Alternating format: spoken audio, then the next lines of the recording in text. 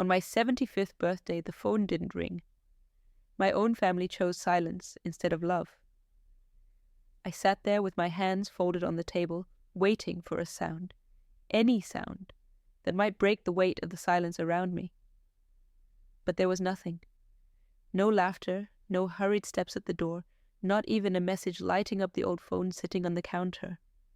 For a moment I tried to convince myself they had planned some surprise, that maybe the quiet was part of something greater, but deep down I knew the truth.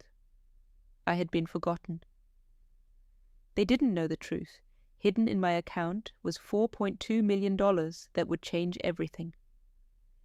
I never told them, never hinted at the fortune that life, in its strange twists, had placed in my hands. To them, I was just an old woman, fragile, outdated, and worst of all, disposable. But the silence of that birthday taught me something I had refused to admit for too long. Sometimes the people you give your life to are the ones who value it the least. I am 75 years old, a woman who has lived simply and worked endlessly. My story is not filled with glamour, but with sacrifice. I spent decades working as a housekeeper, then as a seamstress, and finally in a small library where no one cared to learn my name, but everyone depended on me to keep things running. I raised children who became adults and then parents themselves, but in the process, I became invisible. My birthdays used to be loud, full of singing and crowded tables, but as the years went by, the laughter grew quieter, the visits shorter, the gifts fewer, until all that remained was a chair, and me sitting in it, staring at the clock as the hours mocked me. The irony is cruel, isn't it? The ones who abandoned me never asked how I managed to survive on my small pension. They never wondered how I paid the bills, or why I never seemed to struggle as much as they assumed. The truth is, I didn't tell them because I knew what they would do with it. Years ago, after the passing of a woman I had cared for, someone who believed in me more than my own blood did, I received a letter and a key to an account. That account held a fortune I never expected, and instead of flaunting it, I guarded it like a secret shield. It was not money to impress, but money to protect my dignity. $4.2 million. Untouched, hidden, safe. On that birthday morning, I brewed my coffee as usual, placed a small cake I'd bought for myself on the table, and waited. Candles were never lit. The song was never sung. I whispered, "Happy birthday," to my own reflection in the window, and felt the sting of tears that refused to fall. This was not loneliness by accident. This was neglect by choice. My family had chosen to live their lives without me in it, and I had to face the truth. I was nothing more than a memory they pulled out when it was convenient. But the silence also gave me clarity. The fortune I had kept hidden was not for those who ignored me. It was for something greater, for a future where I was no longer the desperate woman begging for scraps of affection. That day, with the candles unlit and the silence thick as fog, I made a promise to myself.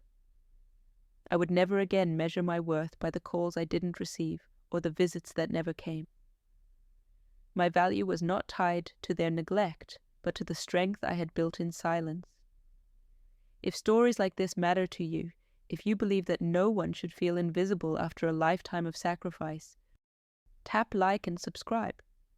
It helps this reach someone who needs courage. When the people you love ignore your existence, when the world tries to erase you as if your life no longer matters, the question remains, if one day you held the power to change everything, would you rise in silence or let the world finally hear your voice?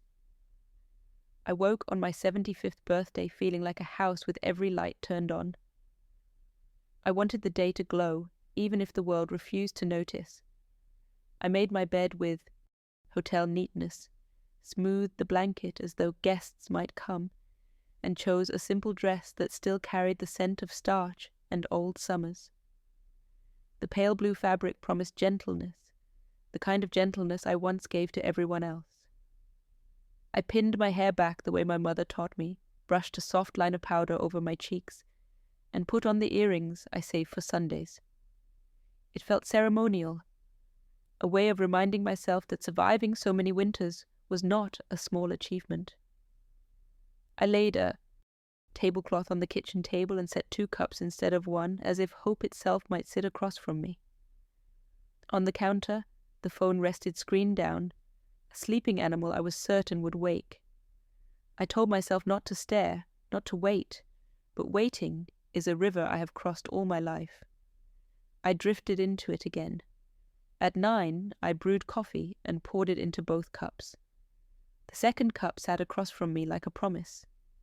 I imagined my daughter taking it, thanking me, laughing about traffic and toddlers and the mess of life.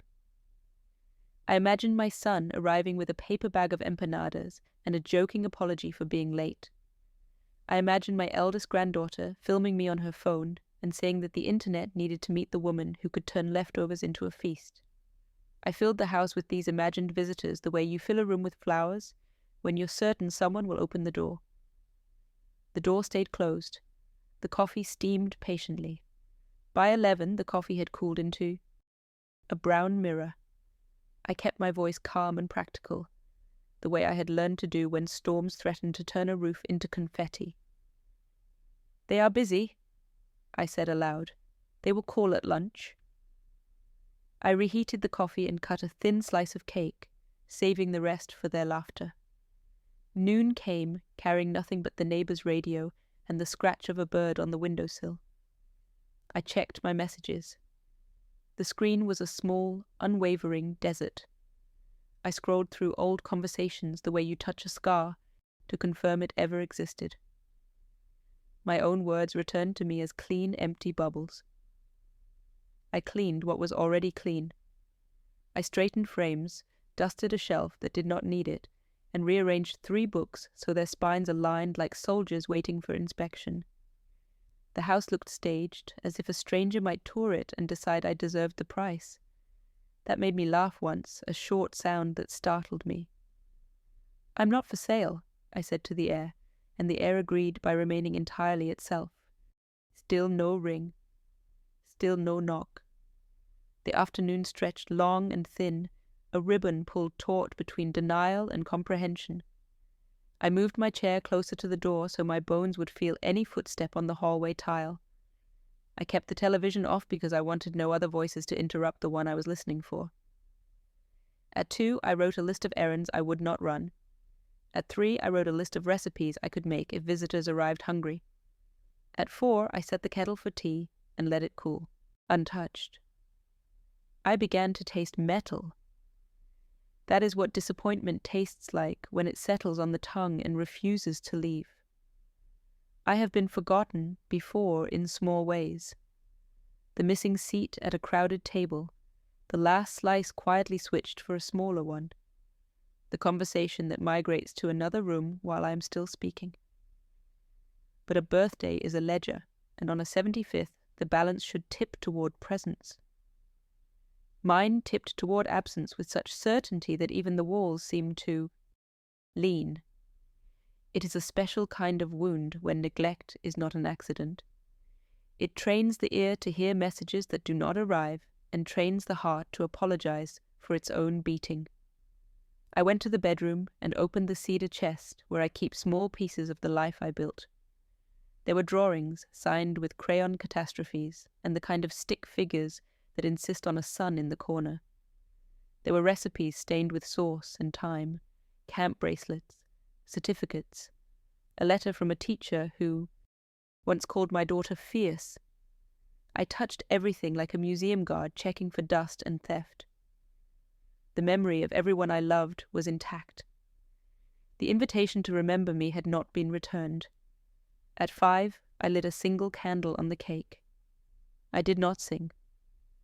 I breathed the way a swimmer surfaces after counting to 10 underwater, and then I blew the candle out, while the room took its slow, indifferent breath with me. The smoke curled into a thought balloon with no words. I cut another slice so the first would not look lonely. It still did. The evening stepped in without asking permission, turning my window into a rectangle of soft metal. Across the lane, a family carried plastic bags and laughter through a doorway. Their hallway ate the sound and left me with its echo. I told myself stories about why my phone remained mute, then stopped telling them because every story sounded like an excuse I refused to sell myself. What hurts most is not emptiness, but invisibility. Emptiness admits you exist and have not been filled. Invisibility says you could vanish and nothing would adjust itself to make room for you again. I felt the old training rise in me, the survival skill of making myself smaller to fit into whatever space is offered. But I refused it. I kept the dress on. I kept the earrings in. I refused to take off the day just because it was not being seen. By 6, I had stopped inventing explanations for my children. I loved them, but love cannot be a blindfold you tie yourself with. I thought about the hours I had given, the nights I had remained awake so they could sleep, the jobs I took so their shoes would not shame them. I thought about the holidays I engineered like a stage manager, the countless small miracles that keep a family orbiting the same star. I am not naive. Everyone grows, shifts, faces their own weather. But there is a difference between distance and dismissal, between a life that is busy and a life that has edited you out. I put the knife down and washed it slowly as though polishing an idea. Perhaps the most radical act a forgotten person can perform is to remember themselves without apology. I stood at the sink until the water ran clear, then dried my hands and walked the length of my small home, like a captain inspecting a ship at dusk. The floorboards knew my footfall, the pictures knew my eyes, the mirror knew my stubborn spine. The phone remained a stone, pretending to be a bell. I wish I could say I cried. Tears would have been a garden. Instead, I felt a dry, bright clarity, the kind that shows every crack in a wall and every nail that still holds. I set the untouched cup back in the cabinet and wrapped the rest of the cake as if saving a patient. Then I opened the window to let the night in. The air smelled like iron and rain that might or might not arrive. I stood there long enough to understand that the quiet had not defeated me. It had revealed the truth. A woman who can sit with silence and still choose tenderness is not weak. She is steel wrapped in linen. When the porch light from the building across the lane clicked on, I closed my window and turned off mine. The house dimmed into a soft theater. I felt a steadiness enter my bones, the way a bridge steadies when traffic finally ends. They did not call. They did not come. And still, I was here. I could feel a stronger pulse than the one in my wrist. It came from a place money cannot buy and neglect cannot reach. It came from the knowledge that I am more than the attention I receive. I made the mistake of opening the small rectangle of blue light that everyone worships. On social pages, time moved without me. There was my daughter, smiling under a string of restaurant lights, captioned with a line about much-needed rest. There was my son, posting a photo of his new watch, proud of minutes he could command while mine were being ignored. A cousin reposted a joke about aging that collected laughing faces. None of these things were crimes. Life does not pause for birthdays. Yet every image carried the quiet verdict I had been trying not to read. Their worlds kept spinning without the gravity of my name. I closed the app and set the phone face down again, as if I were laying a child to sleep who no longer needed my lullabies. I considered calling. I even rehearsed it. I would make my voice bright and say I just wanted to hear theirs. Nothing important. Just a hello. The rehearsal soured in my mouth. I have earned the right not to audition for the roles I created. I am the reason 2 adults learned to tie shoes and say please and carry themselves with a spine. If they needed me, they would find me. If they wanted me, they would remember. So I held the line of my own dignity as if it were a railing on a high stair. I would not tumble down for the comfort of a conversation that pretends not to know why it exists. The neighborhood shifted to evening sounds. A cart rolling, a child practicing a whistle. a door closing with the hush of a library book returned late. My apartment settled around me like a coat that still fit. I set out plates for tomorrow's breakfast and placed a bowl of fruit where the sun would find it in the morning. Small acts of care are a declaration too. They tell the world, you do not wait for witnesses to deserve tenderness. I turned the radio on low and chose a station that plays old standards, the kind of music that holds your hand without demanding a dance. The melody braided itself through the rooms and reminded me that solitude can be elegant when you let it wear its proper name. What I felt then was not revenge, not even anger, though both would have been justified. What I felt was a rebuilding of borders. I have been generous to the point of erasing my edges. I have said yes when my body voted no. I have lent money that returned as silence. I have been the keeper of the calendar, the driver of emergencies, the last available seat. None of that makes me weak. It makes me a builder. But even builders lock the door when the house is finished. Tonight I locked a door inside me and wrote my name on it from the inside, large enough that I could read it without glasses. I took one last look at the quiet table, the dormant phone, the candle stub that had tried its best, and I understood something that will be useful later. Attention is a currency that can go bankrupt. Presence is a wealth that grows when you spend it on yourself. I stood taller without moving, as if some invisible tailor had adjusted the seams of my life. Then I asked the empty room the only question that mattered, the question I now ask you with the same steady breath. Tell me in the comments, when a day meant to celebrate you turns into proof that you were never in their plans, do you shrink to fit their silence or start writing a life that makes noise without them? I sat in silence that day, the kind of silence that doesn't just surround you but creeps into your bones, and in that silence I began to remember. Memories flooded me like an unstoppable tide, dragging me back through decades of sacrifices, nights without sleep, mornings that started before dawn, and endless days where my own needs were erased to make space for theirs. That is what sacrifice does. It etches itself into your skin until you can no longer tell where you end and where the sacrifices begin. I remembered my youth, when other women were still dreaming of lives for themselves and I was already working 3 jobs to make. Sure, my children had shoes on their feet and food on their plates. I remembered walking to work in the cold, my coat threadbare, pretending I didn't mind the wind cutting into me, because every dollar saved meant another meal for them. I remembered how many times I tightened my belt, not out of fashion, but because it was easier to go hungry than to admit I had nothing more to give. There were nights when exhaustion felt like a second skin. I would finish a full shift, come home to cook, clean, help with homework, and then, when the house was finally asleep, I would sit under the dim light of a single bulb, sewing torn clothes, patching worn socks, making old things look new so my children would never feel ashamed. I stitched not just fabric, but dignity into every piece, convincing them and myself that love could hide poverty. And when the first rays of dawn touched the curtains, I would be up again, preparing their breakfast with hands that trembled from fatigue, smiling so they would never suspect how much it cost me to keep them safe. I can still see myself sitting at the kitchen table with unpaid bills spread like weapons before me.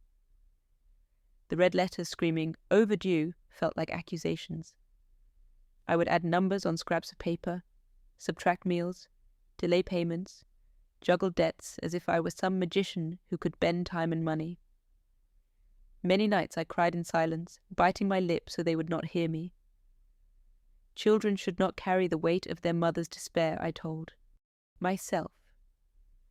And so I hid every crack, every weakness, every moment of doubt, presenting them only with strength I sometimes did not have. The jobs I worked were never gentle. They broke my back, burned my hands, stole my hours, but they gave me what I needed most: the ability to keep my children's heads above water. I cleaned houses where I wasn't allowed to sit, served food in restaurants where I could never afford to eat, folded clothes in stores where I could not buy even a shirt. I endured humiliation in silence, smiled through insults, and nodded through disrespect, because pride was a luxury I couldn't afford when survival was at stake. I told myself it didn't matter if the world saw me as invisible, because my children would see me. They would know. They would remember. But memory is fragile, and gratitude even more so. Now, on my 75th birthday, I see how easily sacrifice is forgotten. The same children who wore shoes I worked nights to buy, the same children whose college tuition was paid with the coins I saved in jars, the same children who celebrated birthdays with cakes I baked from flour I bought instead of medicine for myself.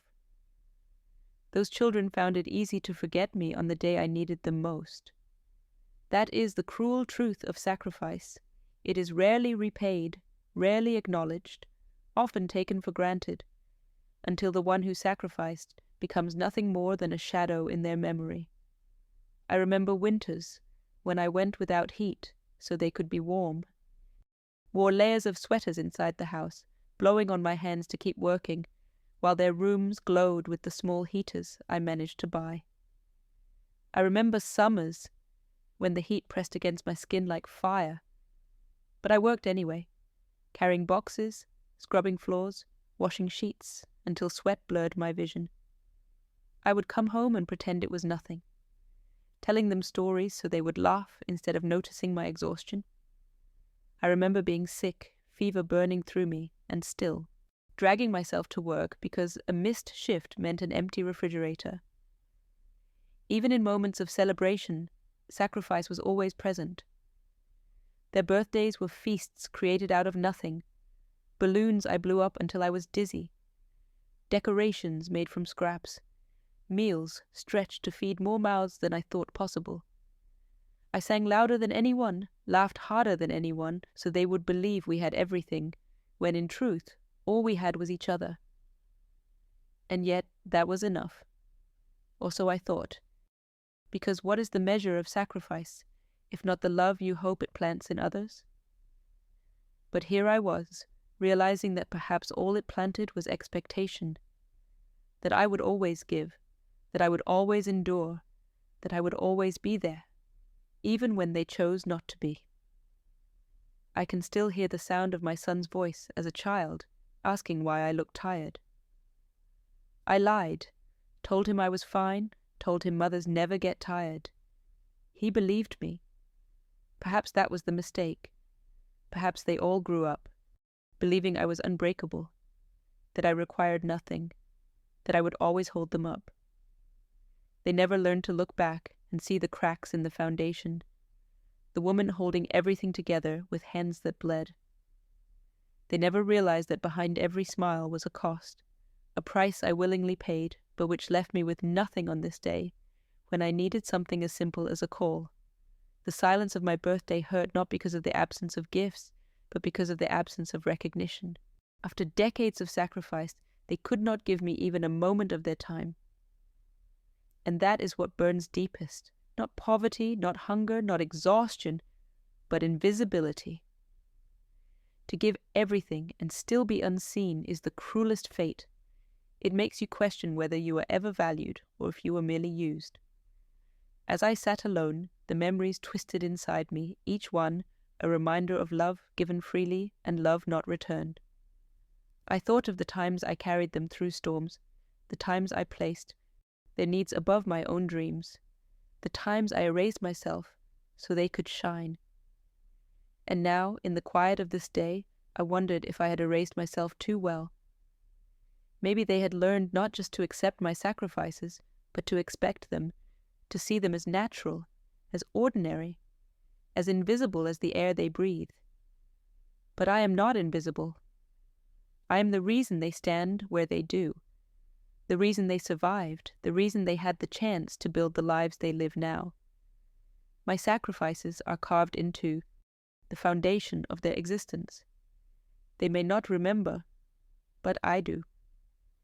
And that memory is both my wound and my crown. Now I want to ask you, if you poured your entire life into others, if you gave until you had nothing left, only to be forgotten in your moment of need, would you still call that love? Or would you finally claim your sacrifices as proof of your own worth, even if no one else ever did? I realized the truth in a moment without noise, when the afternoon was already tired of being ignored, and the kitchen light turned into a pale grey. I picked up the phone again, not to beg, but to see, and the world handed me the most polite and most brutal answer.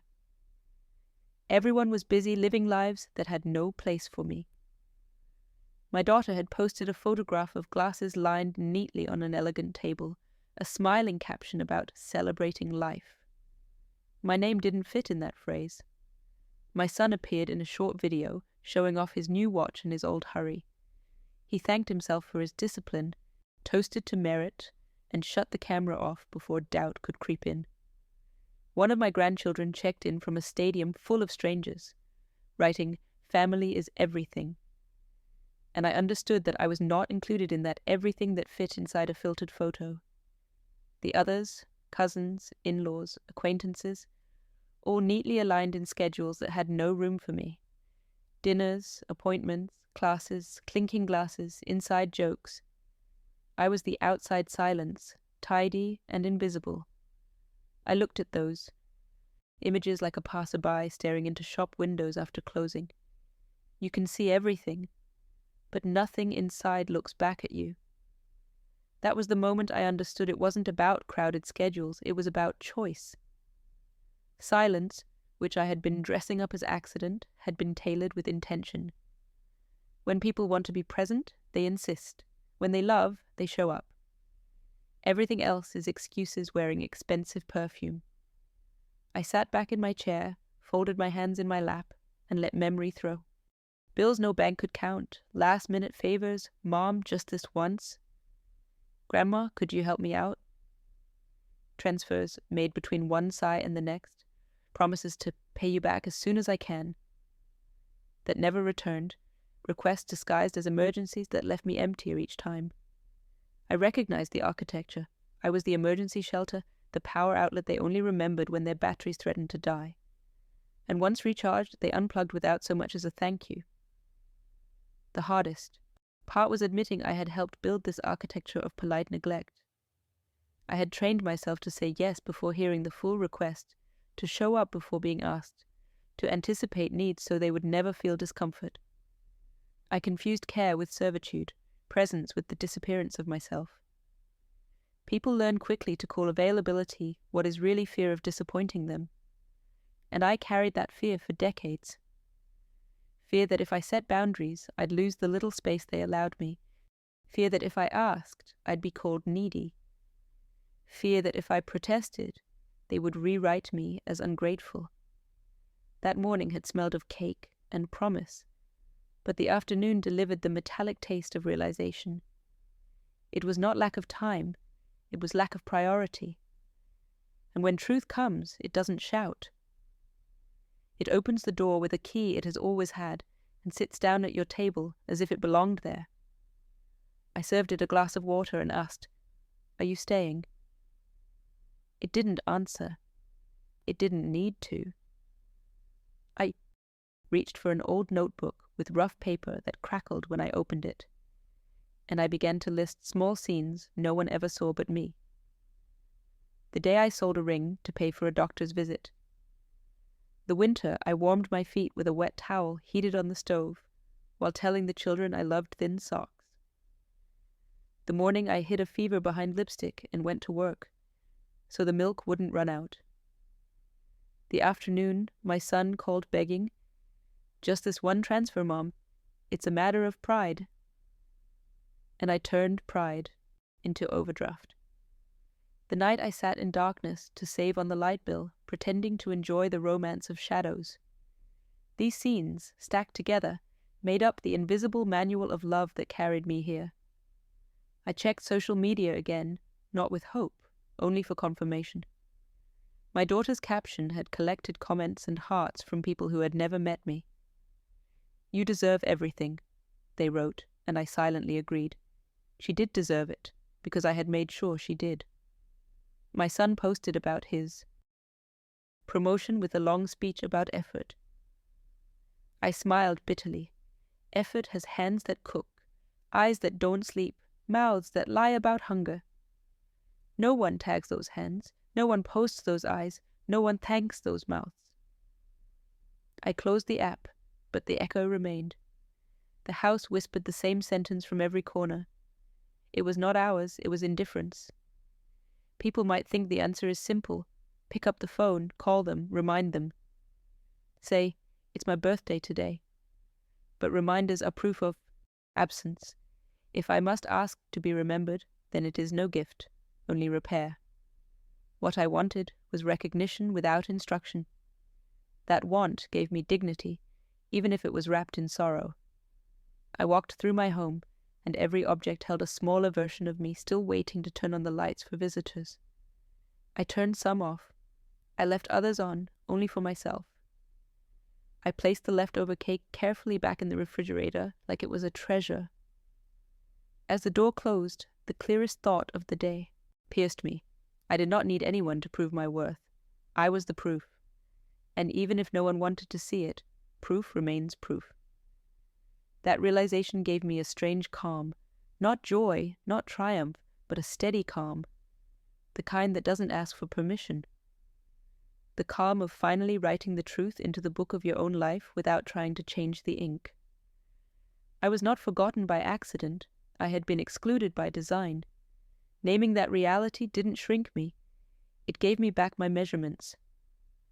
I walked to the window. The sky had turned the dull silver of an old plate, evening arriving without apology. Across the street, someone waved at someone else. Here inside, I waved at myself and said, "I see you." It was the first time all day anyone had. More memories lined up like dominoes. Last month's urgent request for money that ended in silence after I sent it. The promised visit that dissolved into, "This week is crazy." The rushed voice note, more monologue than conversation, that ended with "love," used stuck on like a stamp to validate an empty envelope. Clarity is a clean glass. It makes you see what hurts. In the drawer of my living room, the envelope of documents rested without drama. I touched its edge and felt the quiet weight of what I had never told them. The fortune entrusted to me, not to flaunt, but to guard. That money was always a test before it was a resource. A test of character for those who knew and those who didn't. A test of my own desire to be loved for who I am, not for what I have, a test of time itself. And I had passed. They, for now, hadn't even been called to the exam. I didn't close that envelope with anger, but with respect. Not for them, for me. I would not be reduced to a bargaining chip in the marketplace of affection. My name would not sit on a shelf, waiting to be chosen on discount days. Whoever forget my birthday will also forget the code to my heart and the key to my vault, both kept in the same drawer of my conscience. I sat again, wrote the date at the top of a page, and left the rest blank. A blank space for what comes after you stop begging for crumbs and start eating at the table you always knew how to set. The silence in the room did not lessen.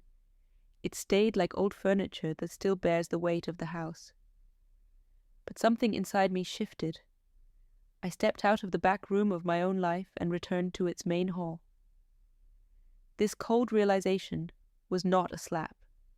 It was a signature. I signed at the bottom of a statement that, though painful, freed me.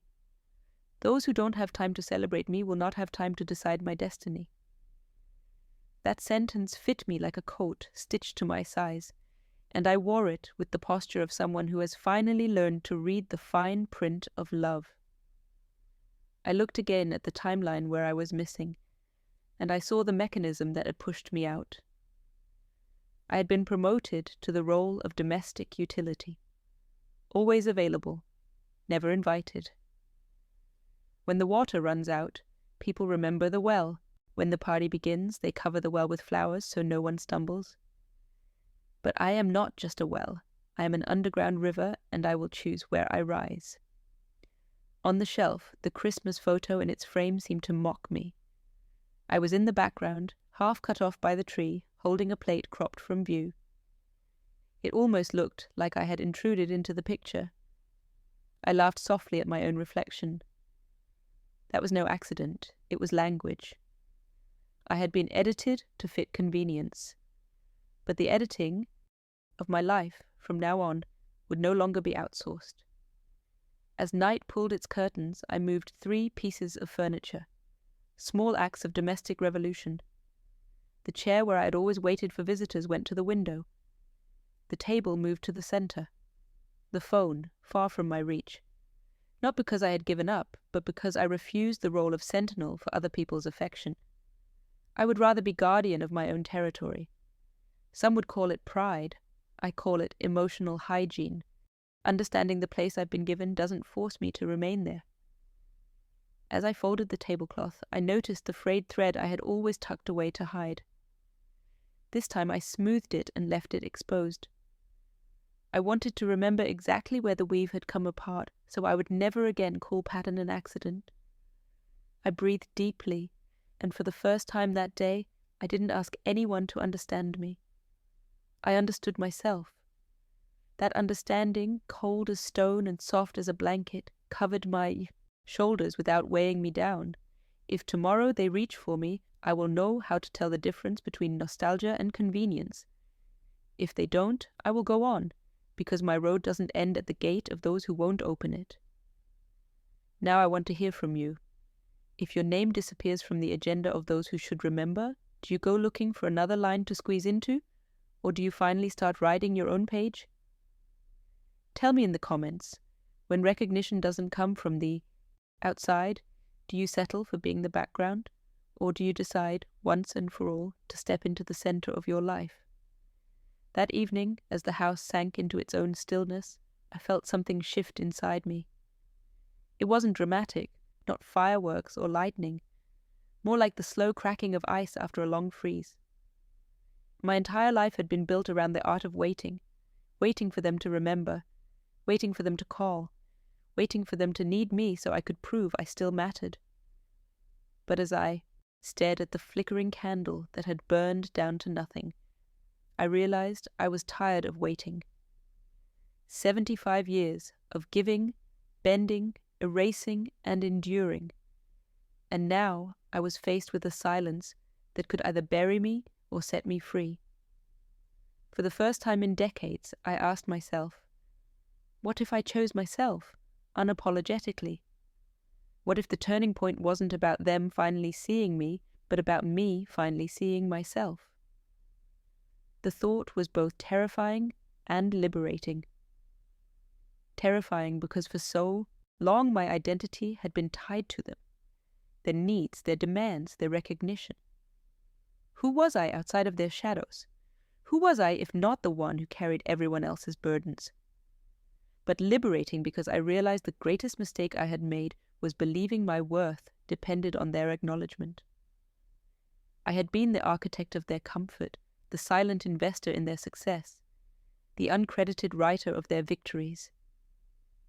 And while they lived the benefits of my sacrifices, I had lived the invisibility of them. But invisibility is not the same as absence, and that, I understood, was the beginning of my power. I walked slowly through the house, each step echoing like a reminder that this space belonged to me, and I belonged to myself. My eyes fell on the framed photo of my husband, long gone, whose absence had once felt unbearable. He used to tell me, "You're stronger than you know." Back then I dismissed it as flattery. But now, staring at the quiet dignity in his eyes, I realized he had seen something in me I'd been too busy giving away to notice. Strength. Not the loud kind that demands attention, but the steady kind that survives storms without breaking. That was when my gaze fell once more on the envelope hidden in the drawer, the inheritance my late employer had entrusted to me, a fortune that no one in my family knew about. For years, I had guarded it like a secret flame, too afraid of how it would change the way they looked at me, too afraid that love would turn to greed if they knew. I had believed silence was protection, but now I saw it differently. That silence was not just protection. It was preparation. A preparation for the day I would need to decide who I was when love failed to show up. That day had arrived. I touched the envelope with a trembling hand, not from fear, but from clarity. That money was not my identity. It was my leverage, my chance to rewrite the story they had written me out of. For so long, I had believed I had no choices, no voice, no space of my own. But I did. I had resources, yes, but more importantly, I had a new resolve. I would no longer sit at the edge of their lives, begging for scraps of affection. If they could not see me in my poverty of recognition, they would be shocked when they discovered the wealth of dignity I had preserved. The turning point wasn't about revenge. It wasn't about teaching them a lesson with money or power. It was about reclaiming myself from the narrative of invisibility they had assigned me. For decades, I had been reduced to the background character in my own story. But now, I was ready to step into the center, not as a supporting role, but as the protagonist I had always been. I sat at the table and wrote a single sentence in my notebook. I am not forgotten. I am the reminder. Those words pulsed with a strength I hadn't felt in years. They reminded me that I didn't need their voices to validate mine. My sacrifices were not wasted. They were investments in a future I could still shape. The love I had poured out freely didn't vanish just because it wasn't reciprocated. It lived in me, in the resilience of my spirit, in the quiet power of someone who had given everything and was still standing. I thought of the countless women and men who have lived like me, who sacrificed in silence, who were overlooked, discarded, and forgotten by the very people they built their lives around. I thought of all the birthdays spent waiting, all the holidays passed in, loneliness, all the moments when invisibility was treated as normal. And I realized my story wasn't just mine, it was theirs too. To rise now wasn't only for me, but for everyone who had ever felt unseen. So I made myself a promise. From this day forward, I would not wait for them to hand me recognition. I would create it myself. I would live, not in the shadows of their neglect, but in the light of my own dignity.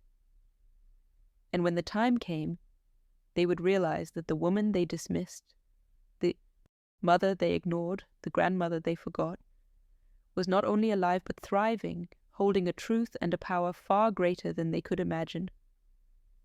The shift inside me was subtle, yet unstoppable, like a tide that refuses to recede. I was no longer begging for their love. I was preparing to live without it. And that, I realized, was the most powerful turning point of all. Now I want to ask you, if you stood at the crossroads between invisibility and self-worth, if you had the chance to reclaim your story after years of being forgotten, would you take it? Or would you keep waiting for those who already showed you they will not come? I woke before sunrise, not because the phone might ring, but because resolve had its own alarm. The house was quiet enough to hear the tick between ticks, and in that hush I decided the secrecy that once protected me would now protect my future. The envelope waited where I had left it, patient as a lighthouse. I carried it to the table, laid the papers flat, and read every line as if meeting an old friend I refused to lose again. Account numbers, the letter from my late employer written in her disciplined hand, the clause about discretion she urged me to keep. Back then, silence had been a shield against greed. Today, it would become a sword against invisibility. I called the bank when the hour turned respectable. My voice was steady, my name pronounced like a promise. The manager offered the soft politeness reserved for the elderly. I answered with precision, numbers, and dates, delivered without tremor. Politeness shifted to respect. We set an appointment. I ironed a blouse that had not seen daylight in years, chose shoes that knew how to walk into rooms without apologizing, and left the house with my spine remembering it was a column. Outside, morning rolled like a clean sheet over the city. I did not rush. I arrived on time for myself. The bank's glass doors opened and reflected me back. A woman others might underestimate, carrying an ocean under quiet skin. I sat across from the manager, placed the envelope on the table, and watched his posture change as the figures clarified my presence. Numbers reorder hierarchies, dignity enforces them. He asked what I wanted to do. For the first time in a long time, I answered as the author instead of the footnote. Safety first, then strategy. I consolidated accounts, set blind trusts, split assets so no single key could unlock all of me. A portion would grow in long horizons. A portion would become a shield for my health and home.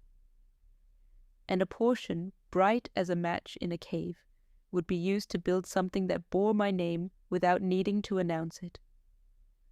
I left with paperwork heavier than paper and stopped by a small cafe I used to pass when counting coins. I ordered tea without doing the arithmetic of guilt. I sat by the window and wrote a list with 2 columns, what ends and what begins. Ending, begging for recognition. Beginning, choosing where my care will land. Ending, silence that hides me. Beginning, silence that empowers me. I wrote until the cup was empty, and the list felt like a staircase I had already started to climb.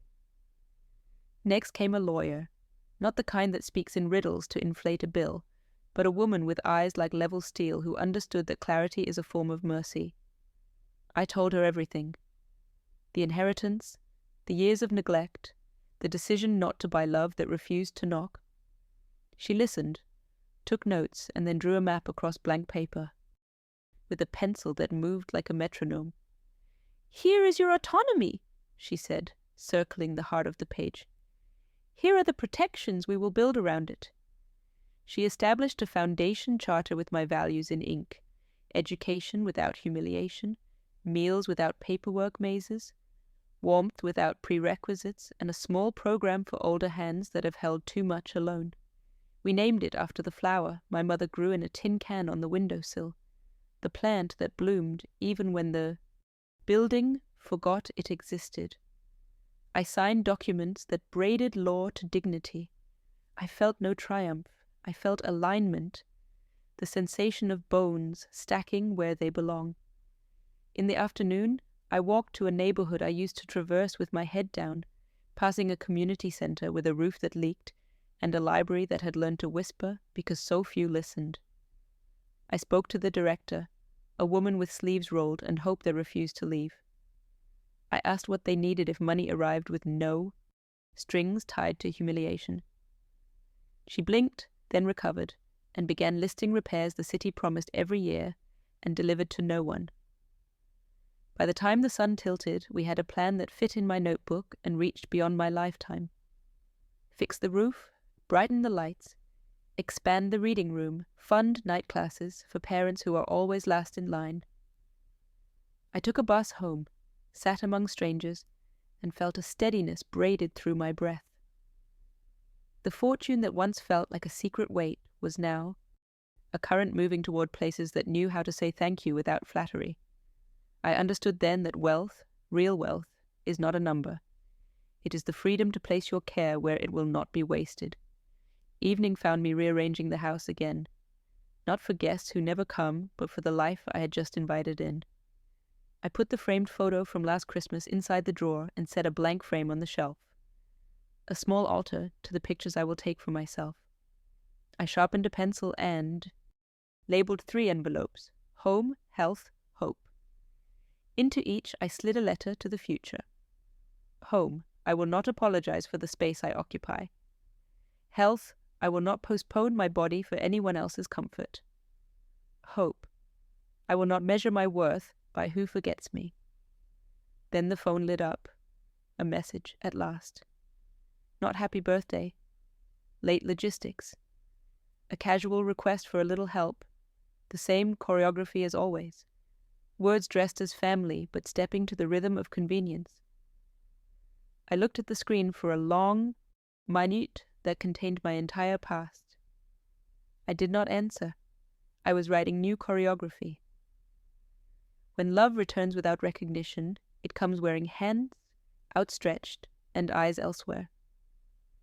I am allowed to ask it to try again later with a face I can believe. The next days unfolded like careful dominoes. The banker called to confirm the trusts. The lawyer sent a scan of the foundation seal.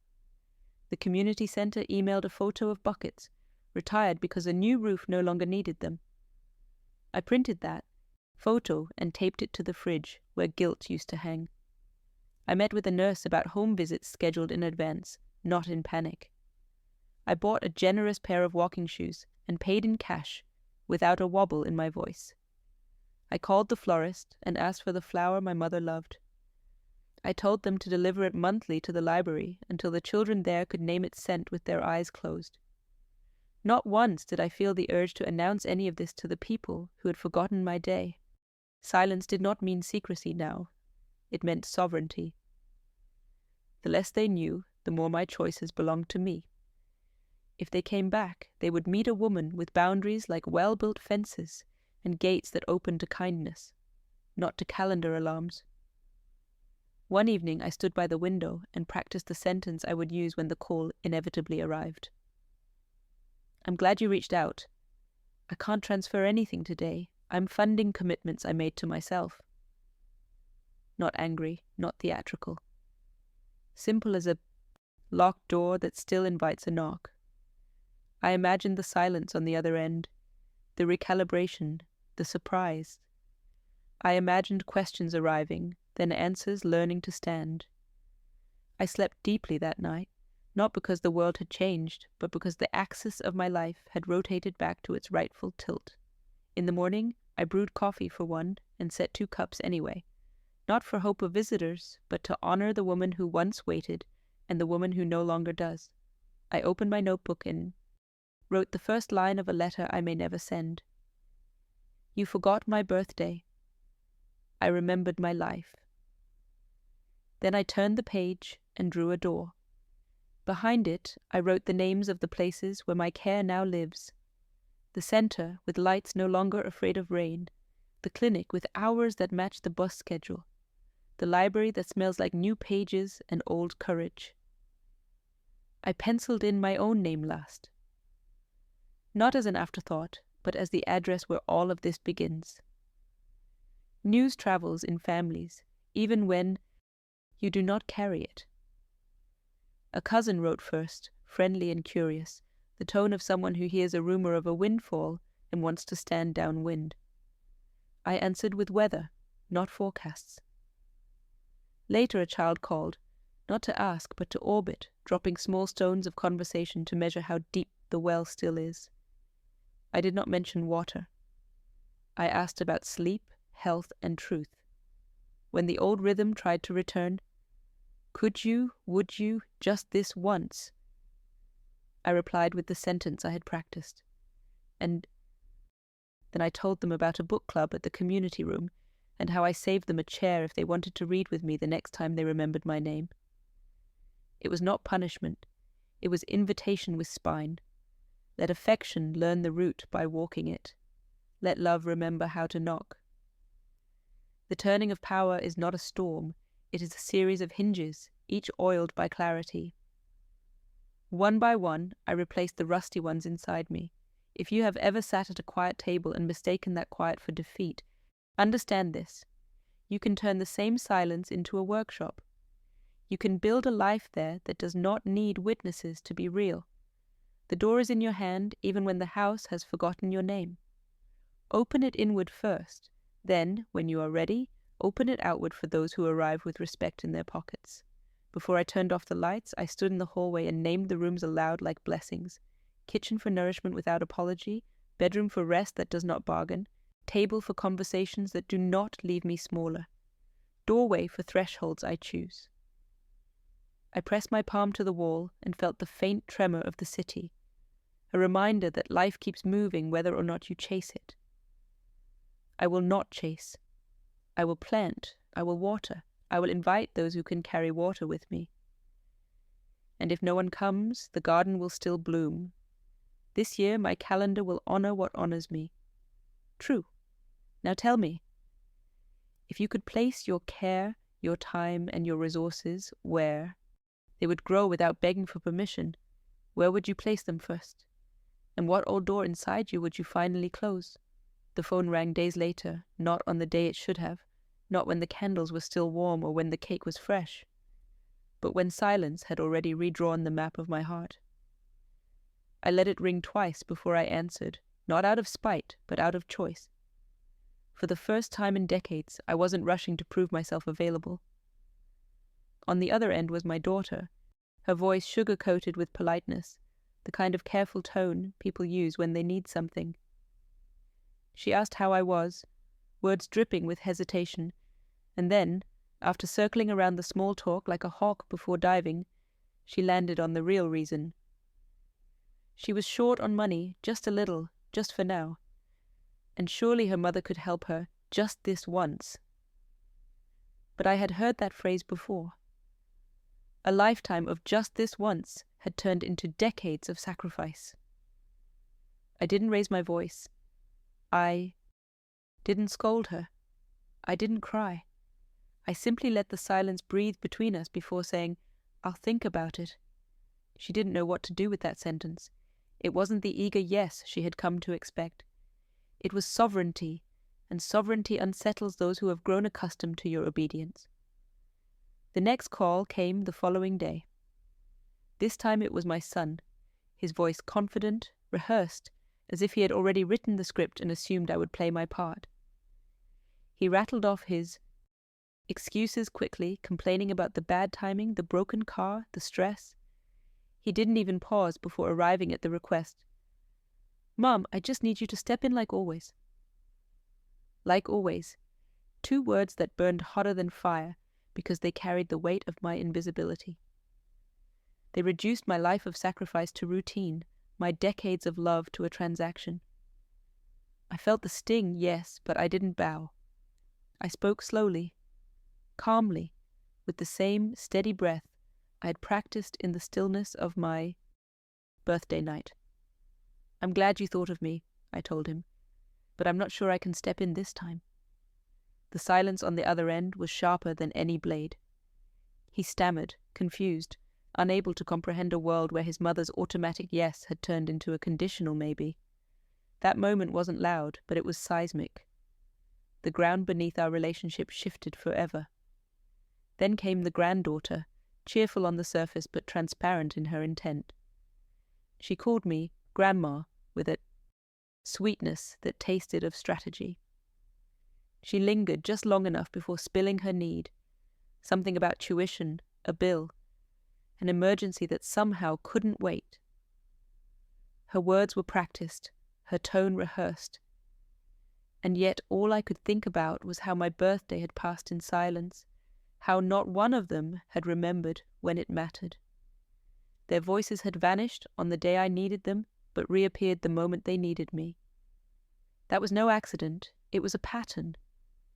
And patterns, once seen, cannot be unseen. I smiled, though she couldn't see it, because the truth had finally freed me. I didn't have to answer the way they expected. I didn't have to give. I didn't have to bend. For once, I could choose myself. I set the phone down after each call and sat with the weight of my transformation. I thought about how much energy I had wasted over the years trying to earn what should have been freely given. Respect, acknowledgement, love. I remembered birthdays where I baked cakes for others, while eating scraps myself. I remembered Christmas mornings where I wrapped gifts for everyone, but found none under the tree with my name. I remembered moments of pride, graduations, promotions, weddings, where I was invited only as decoration, a background figure in photographs, never the subject. And now, after all these years, I saw it clearly. I had been raising people who believed my sacrifices were their entitlement, not my gift. But the story doesn't end with bitterness. Bitterness is just another chain, and I had cut enough of those already. What filled me now was clarity. Sometimes being ignored is not a curse, it's a blessing. It strips away illusions and forces you to look inward, to recognize the worth you had been begging others to confirm. Being forgotten on my 75th birthday had been the wound, but it had also been the cure. It reminded me that I'm not defined by their calls, their visits, or their requests. I'm defined by the life I built, by the sacrifices I'd made, by the dignity I refused to bury. The calls continued over the next week, each one a test of the woman I was becoming. They weren't malicious. They were predictable. They followed the same script they had always followed, the one I had enabled for years. But now I was rewriting the story. I no longer lived in the shadows of their needs. I no longer waited for validation to arrive wrapped in obligation. My power wasn't in the inheritance my boss had left me, though that was a shield and a resource. My power was in the refusal to let anyone use my love as currency ever again. I sat by the window one evening, the phone still in my hand, the sky painted in twilight blues and pinks, and I whispered to myself, sometimes being ignored is the blessing that reminds you of your true worth. The words felt heavier than any gold, truer than any promise. They were my anchor, the proof that I had finally stepped into the center of my own life. And for once, I didn't need applause or recognition. My transformation didn't require witnesses, it required me, and I was finally present. So I leave you with this question. If your family ignored you in your moment of joy, if they silenced your day of celebration and only returned when their hands were empty and their mouths were full of requests, would you still give them a place in your future? Or would you finally choose to honor yourself first? There is a kind of silence that crushes you, and there is a kind of silence that builds you. For most of my life, I lived in the first. I believed love meant erasing myself, that family meant giving until my body bent and my spirit bruised. I thought respect would come if I worked hard enough, stayed quiet enough, endured long enough. But what my 75th birthday revealed to me was that the world only treats you as invisible if you agree to disappear. And that day, when no calls came, when no voices remembered, I stepped back into my own life. It is strange how pain can become a teacher. The tears I cried on that quiet night did not drown me. They baptized me. They washed away illusions I had been clinging to for decades. I saw clearly that love cannot be bought with sacrifices, and worth cannot be measured by how many people remember your birthday. Worth is intrinsic, undeniable, unshakable. It is written in the long nights you survive, in the storms you endure, in the dignity you refuse to surrender. Sometimes being ignored is the very fire that forges it your strength. I think about all the years I spent saying yes when I wanted to say no. All the nights I stayed awake, worrying about others while no one worried about me. All the moments when I was the safety net for everyone else but had no one to catch me. And I realize now, those years were not wasted. They were my training ground. They taught me how deep my resilience runs. They revealed the kind of spirit that refuses to break. If people forget you, let them. If people discard you, let them. Your story does not end in their neglect. Your story begins in your awakening. Faith carried me here. Faith that even when people fail you, life still has a way of leading you back to yourself. Faith that God does not measure us by how others treat us, but by how we rise from the places they leave us. Faith that what is hidden in silence can one day blossom into transformation. My inheritance was not just money. It was wisdom. It was courage. It was a chance to rebuild on ground that could no longer be shaken by absence. And here is the truth I want to leave with you. You are not defined by who remembers you. You are defined by the strength that wakes up inside you when they don't. You are not diminished because they ignored your day. You are magnified because you survived it. You are not powerless because they forgot. You are powerful because you remembered yourself. Sometimes rejection is protection, and sometimes neglect is the doorway to freedom. So if you are listening to this and you have ever felt forgotten, invisible, discarded, know this: your worth does not depend on their call, their message, their invitation. Your worth was written before they failed you, and it will remain long after. Stand tall in that truth. Claim it. Live it.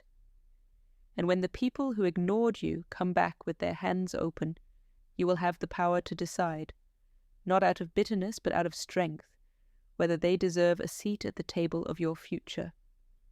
Because sometimes the greatest gift life gives you is the chance to start again, not as the version of you that begged for recognition, but as the version of you that knows recognition is not required to be worthy. You are already enough. You always were. And maybe that is the blessing hidden in the silence of that day. Not the pain of being forgotten, but the freedom of finally remembering who I am. Now, if you've walked with me through this story, I want you to pause for a moment and think about your own life. Think about the times you felt invisible, the moments when the people you loved most failed to see you. Ask yourself this: were those moments the end, or could they be the beginning of a new chapter where you finally rise with the strength they never recognized in you? If this story touched you, if it reminded you of your own worth, I invite you to like this video and subscribe to the channel. It helps this message reach others who might be waiting for the reminder that they are not alone, that they are not forgotten, that their story still matters. And stay close, because the next story will take you even deeper into the hidden battles of the heart. Another reminder that sometimes the greatest betrayals lead to the most powerful transformations. You won't want to miss it.